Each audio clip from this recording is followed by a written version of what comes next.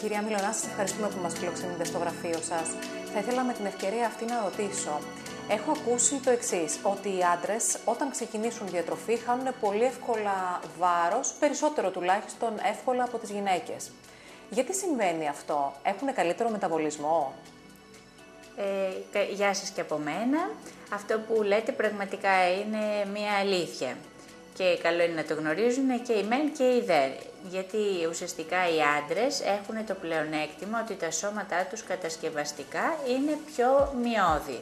Και επειδή αυτό ουσιαστικά που βοηθάει στο να έχει ένα σώμα καλύτερες καύσεις είναι η μυϊκή μάζα, εφόσον ο άντρας από κατασκευής έχει μεγαλύτερη μυϊκή μάζα, περισσότερους μύες στο σώμα και έχει και περισσότερες θερμίδες. Και παράλληλα, βέβαια, και οι άντρες έχουν τελείως άλλο ορμονικό προφίλ από τις γυναίκες, που και επίσης και αυτό είναι πολύ σημαντικός παράγοντας.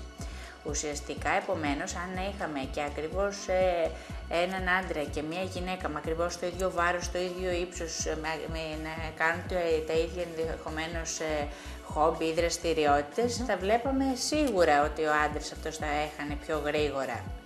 Επομένως, αυτό είναι καλό να το ξέρουν οι άντρες, ότι πραγματικά είναι καλό και να το εκμεταλλεύονται όταν θέλουν να μαζευτούν, ότι γρήγορα θα έχουν πιο γρήγορα αποτελέσματα, και βέβαια και οι γυναίκες που συχνά μπορεί να ξεκινάνε ενδεχομένως με τον σύντροφό τους, με τον άντρα τους, μία προσπάθεια μείωσης βάρους και να βλέπουν αυτή τη διαφορά και ουσιαστικά να απογοητεύονται ή να αγχώνονται ή να εκνευρίζονται με αυτό και ουσιαστικά τελικά να μην περιμένουν να έχουν το αποτέλεσμα που θέλουν με το ρυθμό που θα πάει το γυναικείο σώμα. Οπότε αυτό είναι κάτι εκγενετής ορμόμενο να συμβαίνει, πρέπει όλοι να το γνωρίζουμε, να το αποδεχτούμε. Και ένα τελευταίο να πω, ότι πέρα από τις διαφορές, οι άντρες μπορεί να επιλέγουν πιο σπάνια, πιο αραιά μάλλον να πω, να μπουν σε ένα πρόγραμμα διατροφής, ωστόσο όταν το επιλέξουν και το αποφασίσουν, είναι πολύ πιο στρατιώτες και το σχετίζουν το φαγητό λιγότερο με τα συναισθηματικά τους από ότι οι γυναίκες. Οπότε όταν θα το πάρουν απόφαση, πραγματικά θα είναι πολύ έτσι πειθαρχημένοι στην απόφασή τους. Να σας ρωτήσω και κάτι ακόμη. Πότε κάποιος πρέπει, όταν έχει μπει σε ένα πρόγραμμα διατροφής, πρέπει να το σταματήσει? Μετά, πιθανότατα να πάρει βάρος, πρέπει να κάνουμε συντήρηση, τι ακριβώς πρέπει να κάνουμε? Το ιδανικό είναι κάποιος ουσιαστικά όταν να επιλέξει σοβαρά να ξεκινήσει μια διατροφή, οπότε να έχει και καλά αποτελέσματα, να έχει λάβει υπόψη ότι θα κάνει κάποιες αλλαγές στον τρόπο διατροφής του, και καλό είναι αρχικά να υπάρχει ένας στόχος. Συνήθως οι άνθρωποι θέλουν διάφορους στόχους, ανάλογα ο καθένας τι του αρέσει ο ρυθμός ή τι ήταν μια φορά κάποτε και του άρεσε και αισθανόταν καλά. Ουσιαστικά ο πραγματικός πρώτος στόχος πρέπει να μην ξεπερνά το 10 με 15% του αρχικού βάρους. Δηλαδή αν έστω πούμε ότι ένα άτομο ξεκινάει μια διατροφή στα 80 κιλά, θα πρέπει να χάσει 8, 10, maximum ας πούμε 12-13 κιλά.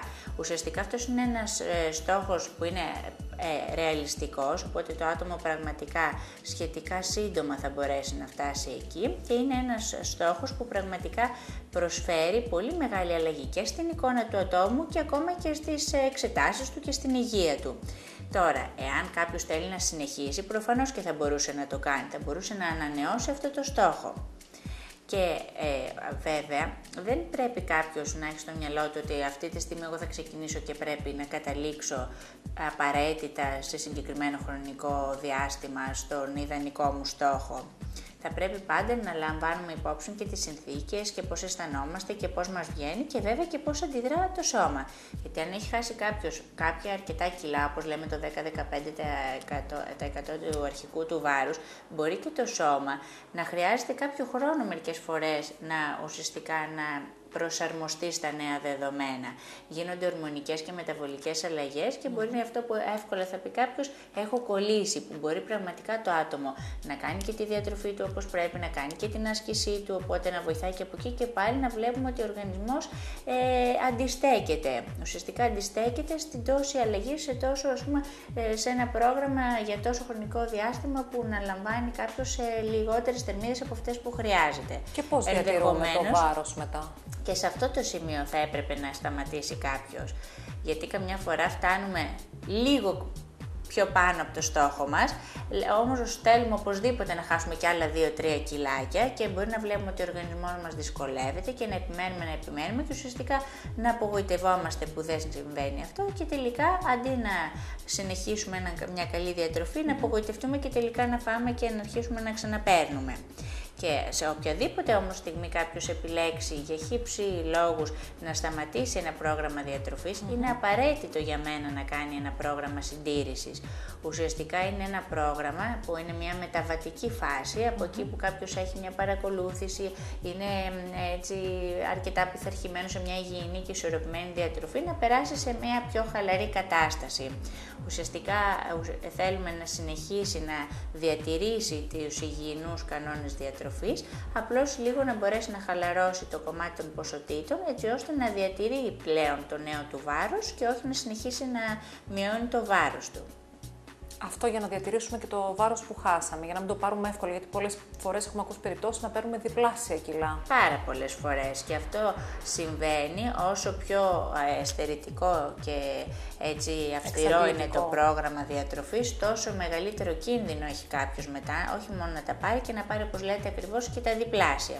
Όσο πιο πολύ δηλαδή έχω στερηθεί, τόσο έτσι μεγαλύτερο κίνδυνο έχω να ξεσπάσω και να φάω πολύ μεγαλύτερες ποσότητες και να θέλω να χαλαρώσω υπερβολικά. Και εγώ συστήνω όταν κάποιος θέλει να ακολουθήσει ένα συγκεκριμένο πρόγραμμα διατροφής απώλειας βάρους, πάντα να επισκέπτεται διαιτολόγους για το καλύτερο αποτέλεσμα. Ναι, αυτό είναι το ιδανικό, να έχουμε έτσι μια καθοδήγηση, μια στήριξη, να έχουμε έναν συνοδοιπόρο, έτσι ώστε να ακολουθούμε αυτό που θέλουμε να κάνουμε, να το κάνουμε με τον καλύτερο δυνατό τρόπο. Κυρία Μιλωνά, σας ευχαριστώ πολύ. Ευχαριστώ και εγώ.